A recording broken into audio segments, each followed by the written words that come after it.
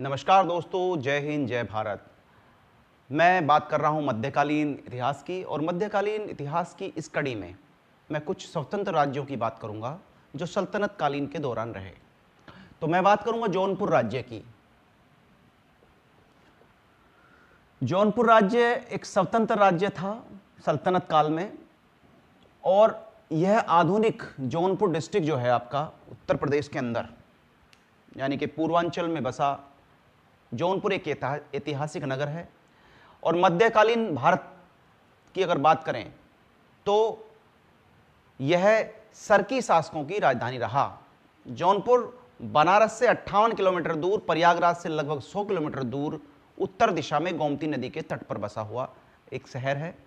मध्यकालीन भारत में जौनपुर सल्तनत 1394 से 1479 के बीच ये रहा, यानी कि 1394 से और 1479, 1394 से लेकर लगभग 1479 में ये स्वतंत्र राज्य रहा। और वर्तमान राज्य उत्तर प्रदेश जौनपुर सल्तनत के अंतर्गत जो है उस समय आता था, जिस पर सरकी शासक ने जौनपुर पर शासन किया, और अवधी यहां की मुख्य भाषा थी। अगर हम इसके भूगोल की बात करते हैं तो जौनपुर जिला बनारस प्रभाग के उत्तर पश्चिम भाग में स्थित है वर्तमान में। और अगर इसके इतिहास की बात करें तो जौनपुर का इतिहास बहुत ही पुराना है। यह वैदिक काल से इसका बहुत ही बड़ा स्थान रहा है। जौनपुर को शिक्षा की नगरी भी कहा जाता है। यहाँ पहले ऋषि मुनि ही निवास करते थे। महर्षि दधीची ने भी जौनपुर में ही रहते थे, और हिंदू ग्रंथों के अनुसार जब वृत्तासुर नामक राक्षस को इंद्र और उसकी सेना पराजित नहीं कर सकी या देवता पराजित नहीं कर सके, तो महर्षि दधीची ने, जो भारत की संस्कृति रही है, भारत की परंपरा रही है, उसके अनुसार उन्होंने अपनी अस्थियां इंद्र को दे दी थी, जिनसे एक वज्र का निर्माण किया विश्वकर्मा जी ने, और उससे वृत्तासुर का अंत हुआ, ऐसा माना जाता है। तो वो जौनपुर में ही वो स्थान था जहां महर्षि दधीची ने तपस्या की थी। महर्षि जमदग्नि ने भी यहाँ जो है मतलब उनका निवास रहा, और जमदग्निपुरी जो है बाद में विकृत होकर जौनपुर में परिवर्तित हो गया। और अनुश्रुतियों के अनुसार जौनपुर प्राचीन समय में देवनागरी नाम का पवित्र स्थान भी था।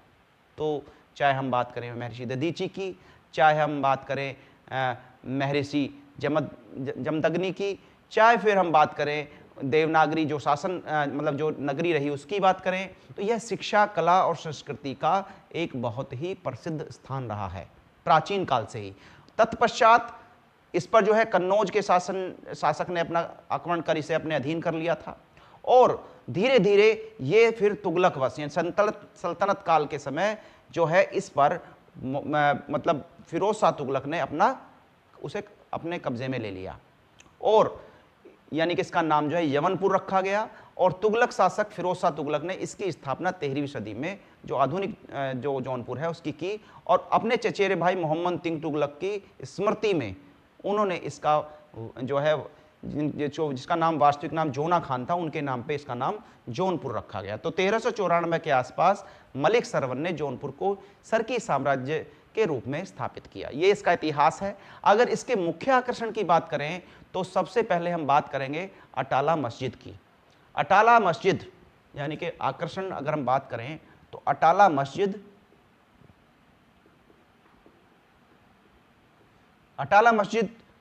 एक ऐसा स्थान है जो कि इतिहास में बड़ा प्रमुख रूप से जिसको लिया जाता है। अटाला मस्जिद का निर्माण 1393 में फिरोज शाह तुगलक के समय में प्रारंभ हुआ था, यानी कि फिरोज शाह तुगलक के समय में इसको बनाया गया, और 1408 में जाकर इब्राहिम सरकी के शासनकाल में से पूरा करा गया।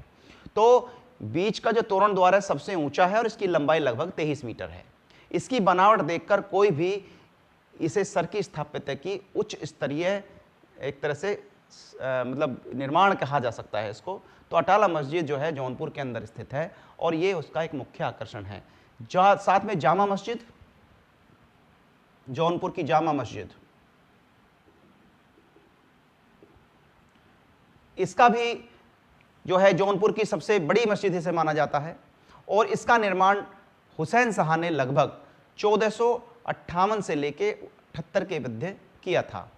और एक ऊंचा चबूतरा पर बनी हुई एक मस्जिद है और जो लगभग 64.5 मीटर का जो है इसमें प्रार्थना कक्ष है बनाया गया और बड़ी सी एक गुंबद है। शाही किला,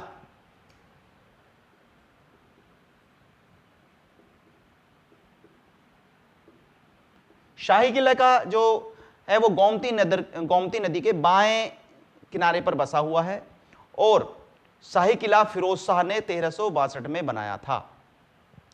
इसमें जो है ये एक तरह से बहुत ही लगभग 26.5 फुट इसकी चौड़ाई और लगभग 16 फुट जो है, मतलब इसकी ऊंचाई 26.5 फुट और चौड़ाई लगभग 16 फीट है।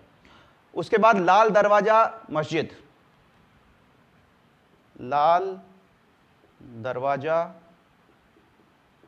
मस्जिद, अगर हम बात करें इस मस्जिद का निर्माण भी लगभग 1450 के आसपास हुआ और लाल दरवाजा मस्जिद बनवाने का श्रेय सुल्तान महमूद शाह की रानी बीबी राजी को जाता है। साथ में खालिस मुखलिस मस्जिद, इसका निर्माण भी जो है वो मुखलिस और खालिस ने करवाया था लगभग 1417 के आसपास। इसके बाद शाही ब्रिज, गोमती नदी पर बना ये खूबसूरत ब्रिज मुनीम खान ने 1508 में बनवाया। साथ में शीतला माता मंदिर, शीतला माता मंदिर जो है इस पर यह भी बड़ा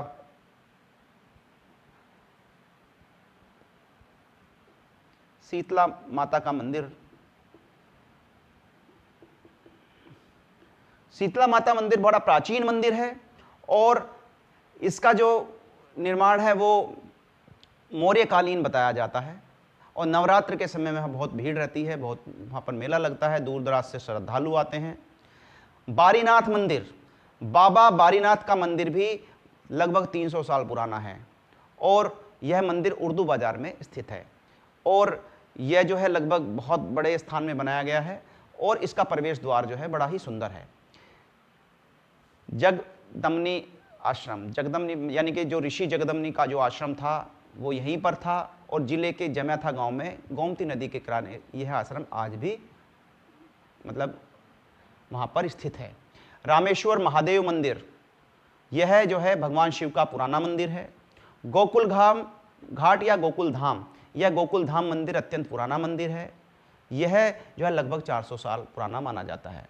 पांचों शिवाला, यह मंदिर जैनपुर के प्राचीन मंदिरों में से एक है और जौनपुर की मूली बहुत प्रसिद्ध है, लगभग 4 से 6 फीट की होती है।